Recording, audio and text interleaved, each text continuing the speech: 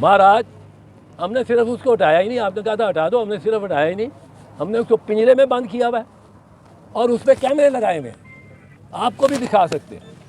अब ये हम अपनी जगहसाई क्यों कराना चाह रहे हैं?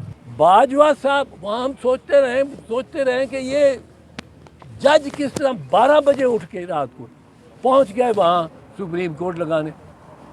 12 बजे उठ गए, बाजवा साहब ने कहा कि आओ और इसको सूरी की जो फैसला है उसको ख़त्म करो, कलअदम करा दो। बाजवा साहब की वजह से वहाँ प्रिजनर्स वैन भी पहुँची।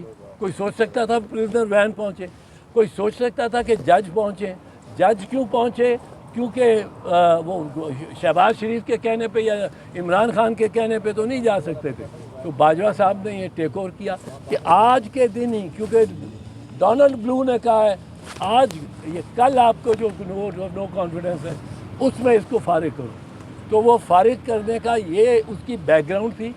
और इसमें अगर एक साजिश, अब जैसे मैंने कहा वो साइफर मुसलमा है, वो नेशनल सिक्योरिटी कमेटी ने तस्लीम किया है कि ये साइबर मुसलमा है और एहतजाज करो अमरीकनों से कि आप ये क्यों क्या मदाखलत कर रहे हैं। उस कमेटी ने भी, जिसकी सदारत शहबाज शरीफ कर रहा था, उस नेशनल सिक्योरिटी कमेटी ने भी कहा कि एहतजाज होना चाहिए। और यानी जो साइफर में कहा गया था, रिपोर्ट किया था असद मजीद ने हुकूमत को, वो वाक़ियतन डोनाल्ड ब्लू ने कहा था और वो पैगाम भेजा था पाकिस्तान की हुकूमत को। वो ऐसा पैगाम था जिसमें मदाखलत एक सुपर पावर कर रही थी हमारे हुकूमत में, और वो कि इसको हटाओ। अब जब ये एक सुपर पावर इस किस्म का पैगाम देती है और प्राइम मिनिस्टर को पता लगता है, तो प्राइम मिनिस्टर का ये फ़र्ज़ है, मैं कहता हूँ, कि वो कौम को एतमाद में ले। ऐसी बड़ी साजिश और कौम को एतमाद में न लिया जाए, ये मुमकिन, ये नहीं, ये ठीक नहीं है। नवाज़ शरीफ देखें, कई मरतबा कह चुका है कि मुझे बिल क्लिंटन का फ़ोन आया। ये तो असद मजीद से फॉरेन सेक्रेटरी को गया, वो कहता है मुझे बिल क्लिंटन का फ़ोन आया कि आप धमाके ना करो तो हम आपको पता नहीं कितने बिलियन डॉलर देंगे, और वो कहता है मैंने इनकार कर दिया। अब ये बात भी नवाज़ शरीफ की, अगर इमरान खान का वो साइफर लहराना